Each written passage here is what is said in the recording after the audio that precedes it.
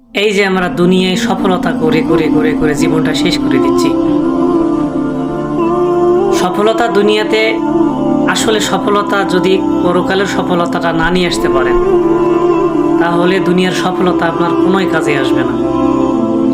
আল্লাহ রাব্বুল আলামিন বলেন যে লা ইয়াস্তাউই আসহাবুন নার ওয়া আসহাবুল জান্নাহ ওয়া আসহাবুল জান্নাতি হুমুল ফাইজুন। আল্লাহ রাব্বুল আলামিন বলেন যে আমি মানুষকে কিয়ামতের দিন দুইটি দলে বিভক্ত করব। একটি যাবে হলো জান্নাতে আর একটি যাবে হলো জাহান্নামে। ওয়া আসহাবুল জান্নাতি হুমুল ফাইজুন।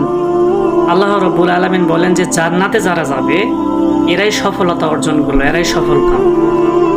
দুনিয়াতে আমরা যে লোভ লালসার মধ্যে হারাম হালাল কোনো চিন্তা ভাবনা না করে যে সফলতার পিছনে দৌড়াতে শুরু করেছি, আসলে এটা সফলতা নয়। এটা হচ্ছে আমাদের পরকালের একটা ব্যর্থতা।